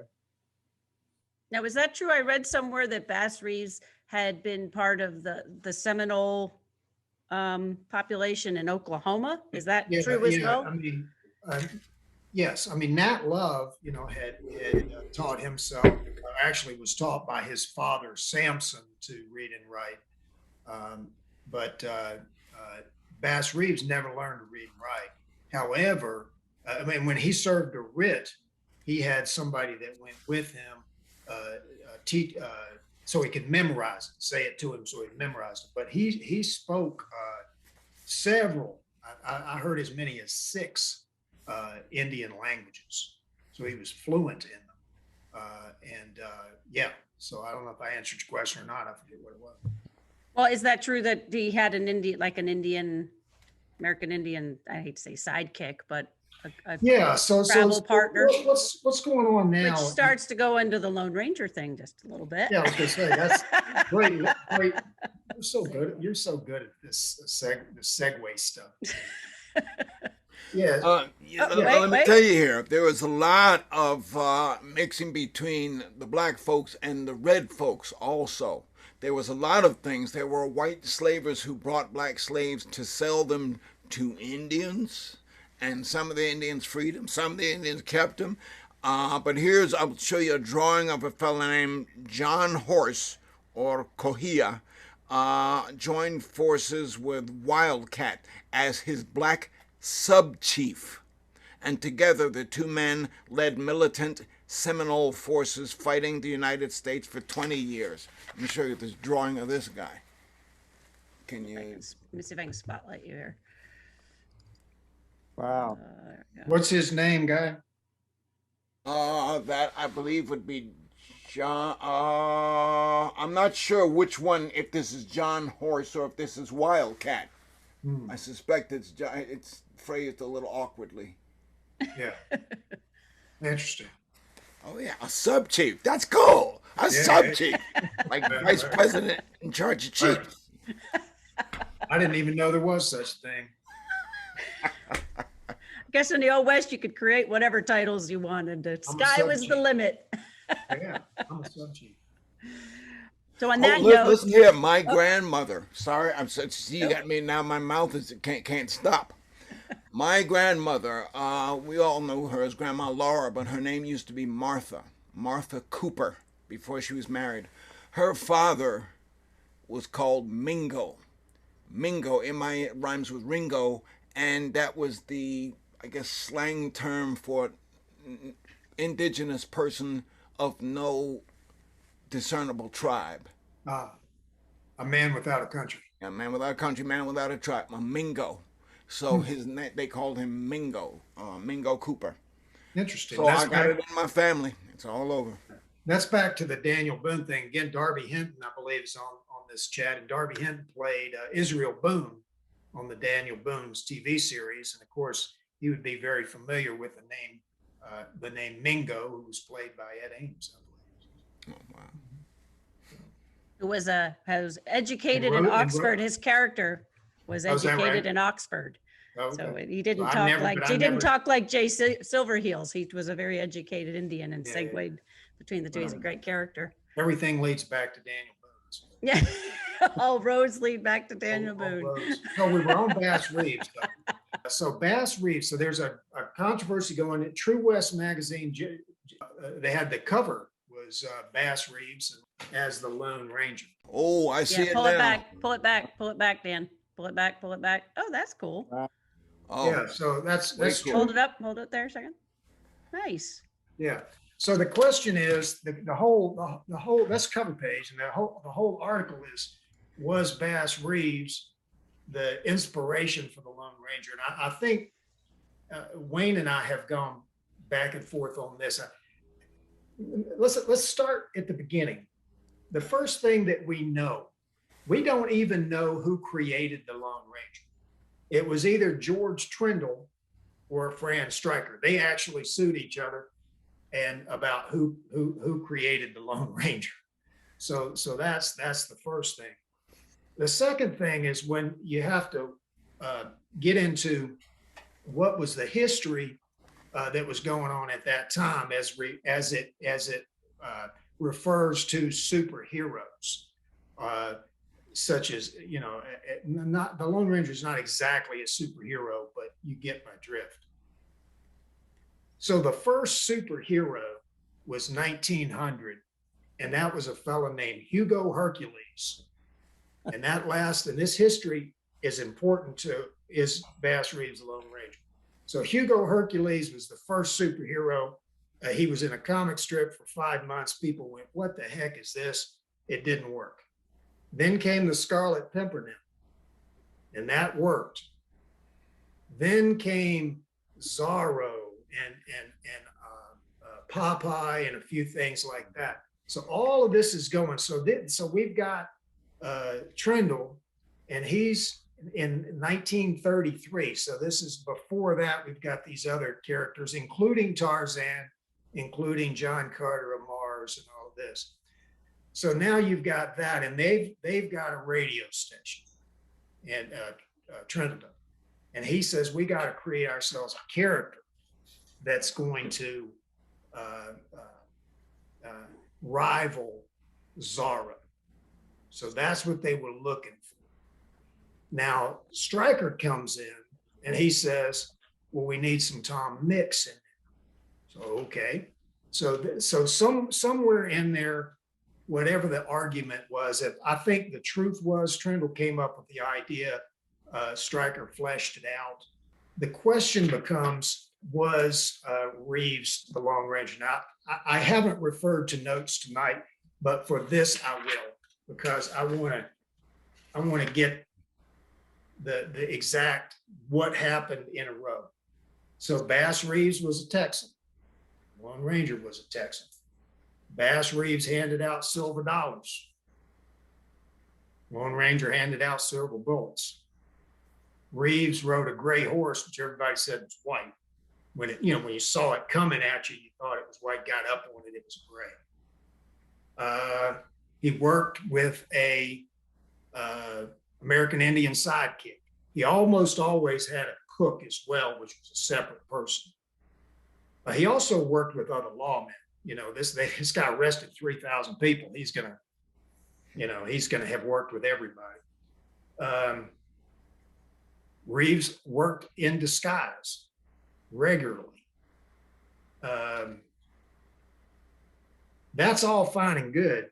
There's one other piece of evidence that leads me, and I'm going to send you back the other way because I just want to give you evidence, but leads me that it could very well have at least been in the back of this guy's mind. So Trindle was in Detroit.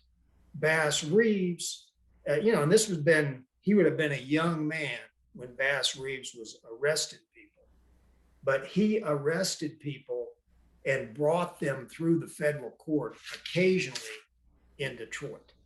So that is the evidence for that.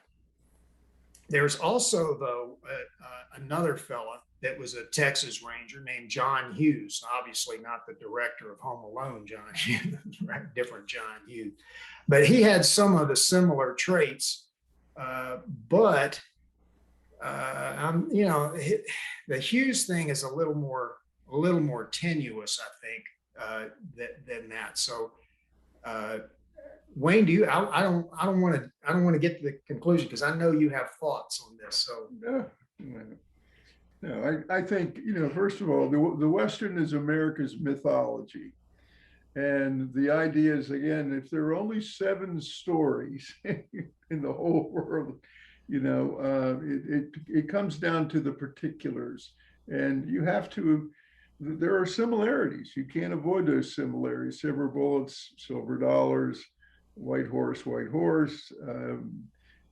So I think it certainly could have happened depending on how much press in the day, how much contemporary press Bass Reeves had gotten, and what was Stryker's, what was his take on if he heard any of this stuff. Certainly, it's just too good not to use. To say that he was the inspiration for the Lone Ranger, certainly that's the word inspiration is a difficult term. Certainly, we all borrow. Anybody who makes films, writes novels, or anywhere creative. Again, you've got 7 stories, so it's the particulars for the characters that really makes a difference. So I think it's a good argument. It just depends on where he would have picked up the particulars for that. Yeah, I think the most compelling thing is that people were brought through the same right federal court, right. And that is so compelling to me. We'll never know. I mean, honestly, we'll never know. They were trying. I mean, in the Lone Ranger's fiction. Right. So they were most fictional characters are a part of have taken reality or real people from somewhere. But if I had to put $1,000 on was Bass Reeves and probably Hughes to a lesser extent, both brought into the creator, had them in mind when he started forming the Lone Ranger. I think I think maybe not when Trendle had the idea, because essentially he wanted a Zorro Tom Mix guy. But when Stryker started writing it and he started adding, Tonto wasn't added till the 6th episode. And by the way, it was a radio show. It wasn't a book, or it wasn't a comic It's strip. a radio show. It was a radio show. So when he started adding the added Tonto, when he started adding the Silver Bullet, that makes me think that Stryker in particular had Bass Reeves in mind. That's my conclusion. I have nothing other than, my simple thoughts. You cannot deny the relevance of certain things. You just can't deny it. It's beyond coincidence. Right, but we will never know for sure. But the coincidences are definitely there. Yeah. Always about it. But I think Dan's onto something as a writer. Anytime you start creating a character or a world, you're also a writer too, Wayne. You're gonna research. I'm just saying you're gonna research. So who knows what stories they came across to pull the little gems from different things. And I'm sure there was write-ups about Bass Reeves in the newspapers back then, or in the somewhere. So he was probably doing his research, right? Guy, when you're writing songs, do you keep when you keep like a notebook of ideas, something you come across and maybe you put in a song later? Oh yes, I have a bunch of notebooks, physical notebooks and electronic notebooks. And some things come almost whole. Some things I just get a little fragment of dialogue that somehow turns into a scene, which turns into a story. Right from inside to out. So yes, lots of notebooks, lots of ideas. I'm so full of ideas, I need a laxative. I've been told. It's like the phrase, that'll be the day. Everybody assumes that was John Wayne's creation for The Searchers, which happens to be my favorite film. And then, of course, it gets picked up and becomes a major song, That'll Be the Day, and yet, if you go back to the movie Broken Lance, that line is used, and Broken Lance was like 1952 or something like that. It's a prominent scene ender. That'll be the day, and bingo. So where did it come from? Who picked it up? Did Nugent for The Searchers pick it up? Did John Wayne create it? I mean, just don't know. Well, it probably existed before Broken Lance, but that's where I first remember it coming out as a prominent scene button. Right. Well, and that's where does an idea come from? You look at Magnificent Seven, which was redone recently with Denzel Washington. Exactly. But the Magnificent Seven is credited with being the first men on a mission, movie, followed by The Great Escape and The Devil's Brigade and The Wild Bunch, and up to Tarantino's Inglourious Bastards. But evidently people think, well, the Seven Samurai inspired the Magnificent Seven, but evidently the director of the Seven Samurai, or the creator of the Seven Samurai, got the man on a mission from an earlier American film whose name escapes me. So what's that? There's only 7 ideas. So everybody probably got it from Shakespeare, who stole it from some Italian guy. I guess it all stems back to God. just go all the way back to the beginning. We got to get this God guy in court. We got to get him in court. Get a lawyer. Yeah. So Darby Hinton said, wait, why didn't I get my M&Ms and tell Guy I want my shirt back? Darby, forget about it. That'll be the day, right? Oh! There you go, Darby. There's your answer. No respect. Darby, there's no M&Ms, but I may have a cookie left. That's a joke that Darby will get. He once said I didn't even get him cookies. So. Well, ladies and gents, assuming that this Bass Reeves part of your project, your projections, works out, and I can be part of it, oh, I'm telling you, I promise to get on a horse and ride a whole bunch. I mean, ride from more than just the bedroom to the kitchen. I mean, get out there and ride. And I want to be more familiar with the weaponry and the saddles and how you even saddle a horse, let alone ride one. So was this your first experience on a horse, Guy? Not for very this film? first. When I was a kid at summer camp, they had the horse barn. Oh, I thought you were going to say a carousel where you just No, real horses. or you put a quarter in one and it Yes. sort of. Okay, so they walked me around with the horse a couple of times, and they were trying to teach you in steps. You had to learn how to post on horse, and so while the horse is going like half slow, half fast, and Wayne tells me cowboys don't post. Because if you go through town and you're posting, somebody's gonna shoot something. Something you might need,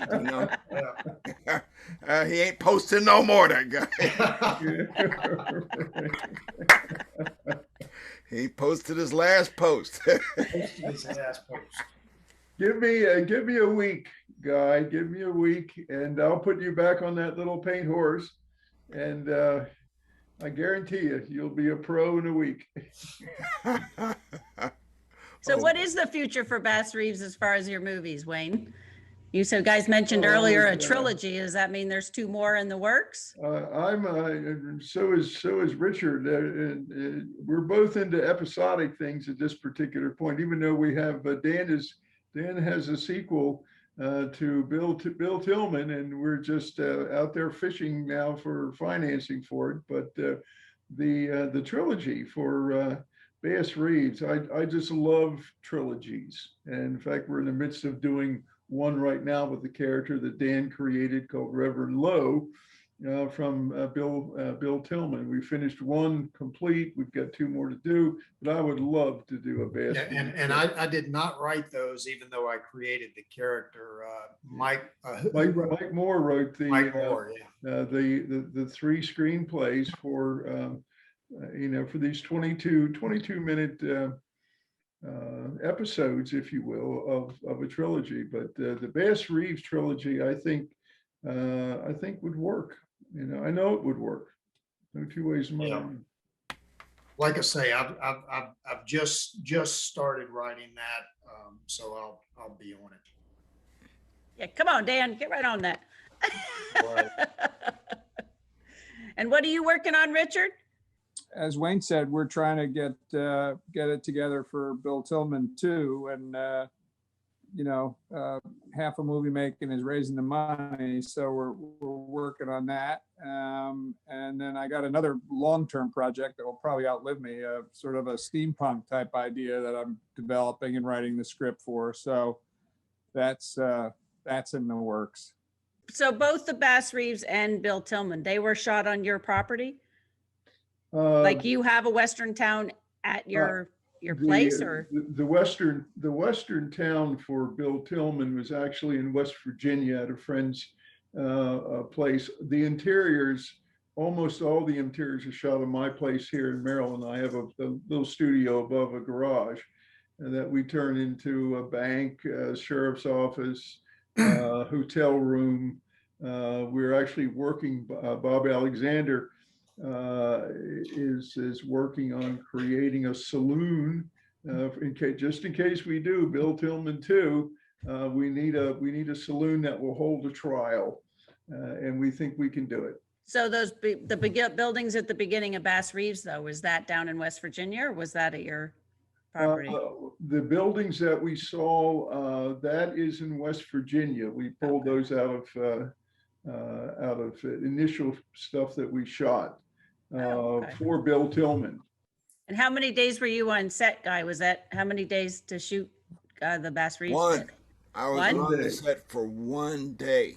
One long day. One Long day. but worthwhile. You wish there was more time. Oh, yeah. Sounds like he talk wants about- back at it too, so that's good.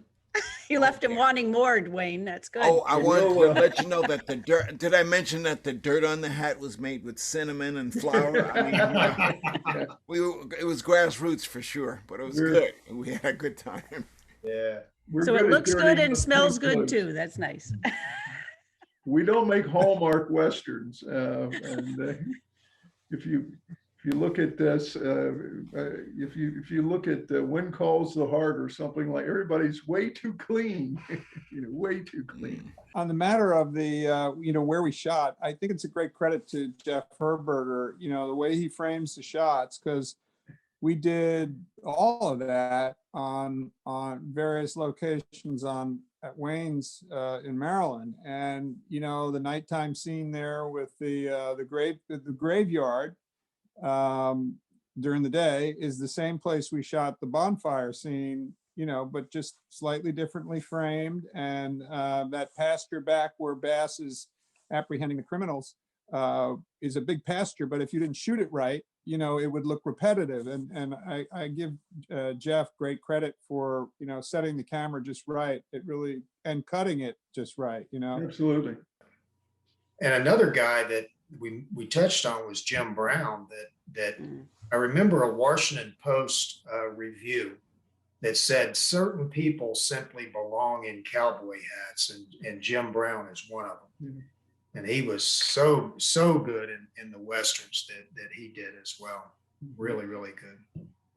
Yeah, in the 70s, he came along when Western films were still being made, and then all of a sudden, then we get Tombstone or we get this occasionally, but a lot of B+ Westerns were being put together.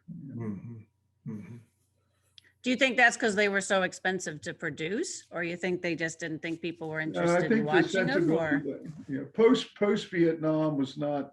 I mean, we lost our whole notion of the mythology changes. And I think it's a cultural evolution, and self-reliance, and all of the characters, all the Western heroes, if you will.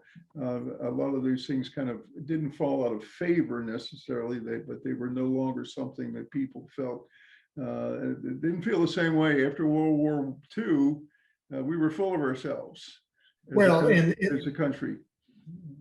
No, I think that's right, and I think that what happened too is we felt in the 60s we had to deconstruct everything. What we should have done and still need to do is be inclusive of everyone, because that tells the stories that people are interested in hearing. But instead of simply expanding the mythology to more reflect the reality of what had happened in the West, which is still interesting to everyone, what Hollywood decided to do was deconstruct the myth. There's nothing wrong with men being men and having courageous plots and courageous stories being told. There's nothing wrong with that.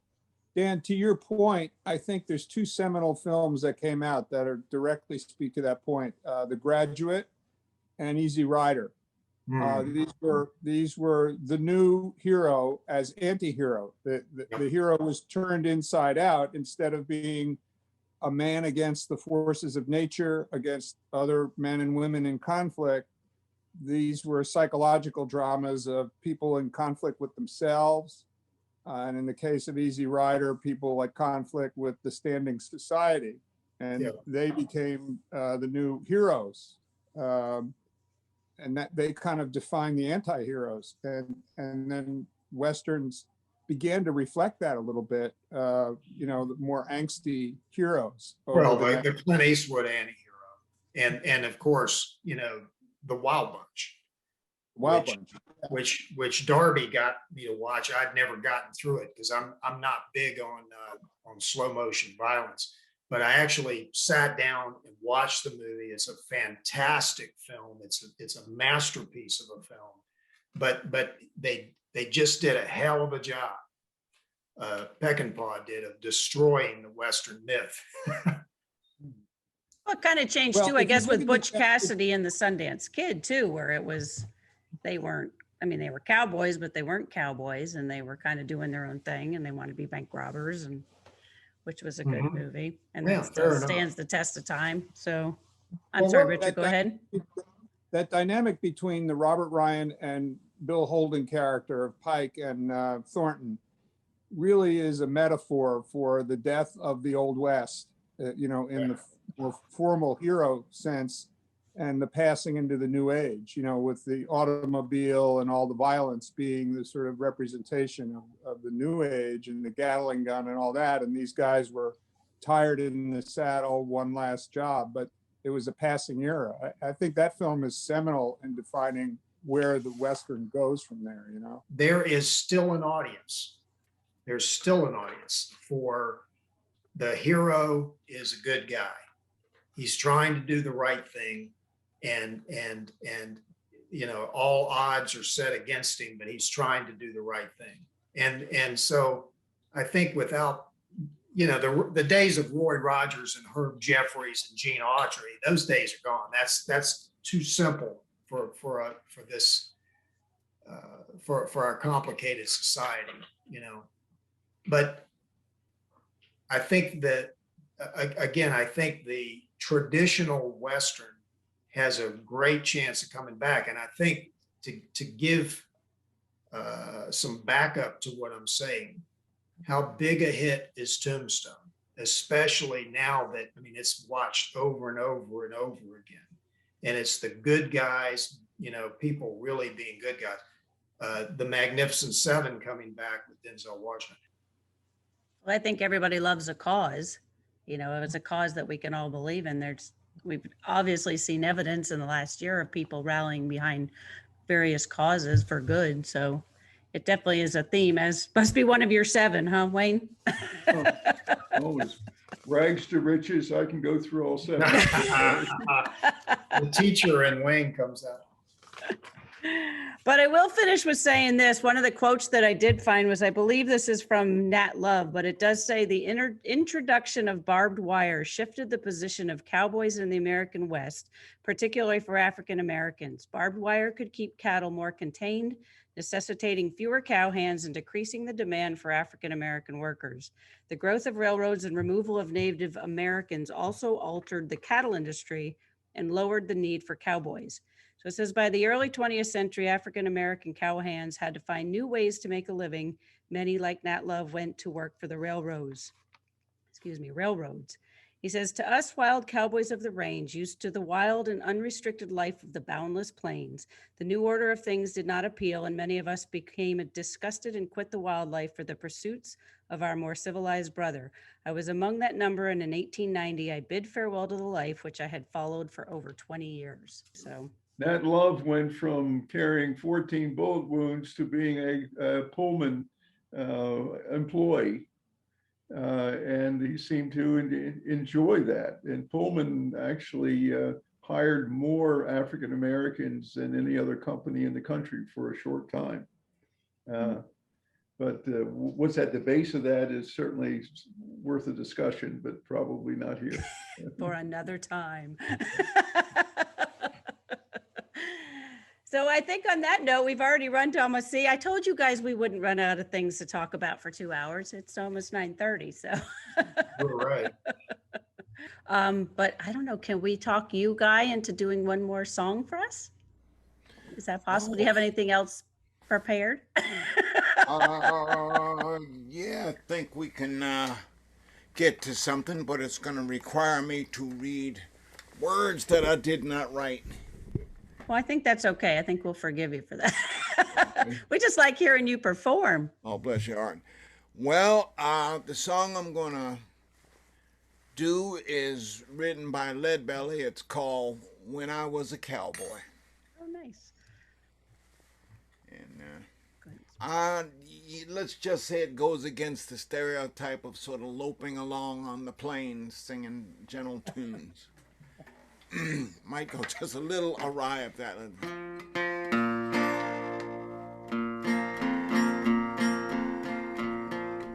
When I was a cowboy out on the western plains, I was a cowboy out on the western plains, I made $500,000 pulling on bridle reins.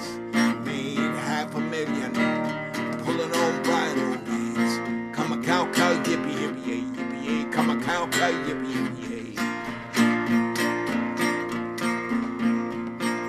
Oh, the hardest battle was ever on the western plains. Oh, the hardest battle was ever on the western plains. When me and a bunch of cowboys run into Jesse James. When me and a bunch of cowboys run into Jesse James. I went to my girl's house, she's sitting there alone. I went to my girl's house, she was sitting there alone. I'm a poor western cowboy, a long way from home. I'm a poor western cowboy, a long way from home. I'm a cow, yippee, yippee, yay, yippee, yay. I'm a cow, yippee, yippee, yay.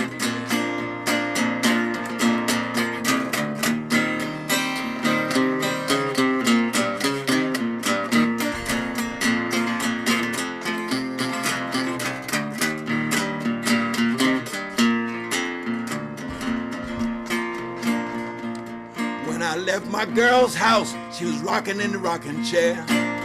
When I left my girl's house, she was rocking in the rocking chair. Poor western cowboy, please don't you leave me here. Poor western cowboy, please don't you leave me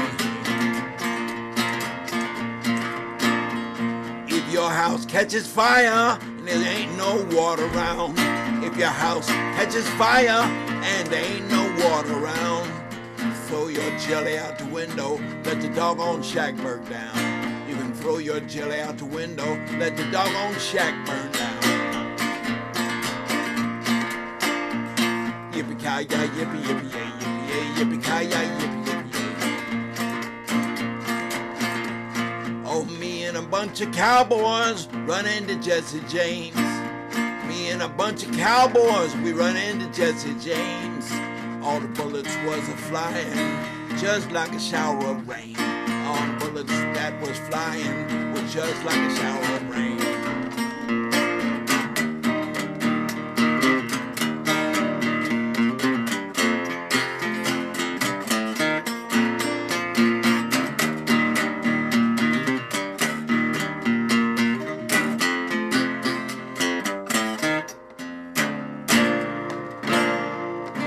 When I Was a Cowboy by Lead Belly. I love that. I've never heard that in my whole life. That's great. Thank you, Guy. That was terrific. You're welcome. I can't thank you all enough for being here, Guy, especially you and your portrayal of Bass Reeves. It was amazing. And thank you so much for singing and sharing your musical talents with us. Richard, thank you for checking in from Connecticut, cold Connecticut. I see you moved inside and still have your jacket on.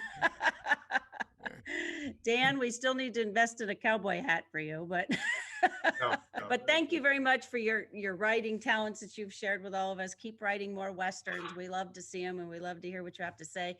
Don't forget, if you still want to buy a copy of Bill Tillman, the album, the movie, the poster, the novel, we have it available as far as on the Eventbrite page as an add-on. You also can get any of those through Amazon, so search for them as well there. Wayne, thank you so much for sharing your directing talents with us and for all the movie projects that you have brought to light, especially these Westerns that we all love, and for keeping the spirit of the West alive as we all fondly remember it. So My mythology. there you go. Guy, thank you much. Good to see you again, Guy. You're welcome, guys. I'll see what's happening at this meeting. Don't forget, Kokomo Kid. Check out Guy on his Facebook live feeds every day. Check out Richard and his movies that are coming out. 10 a.m. There you go. Eastern Standard Time, because we have to be clear on that. Yes. Eastern Standard Time.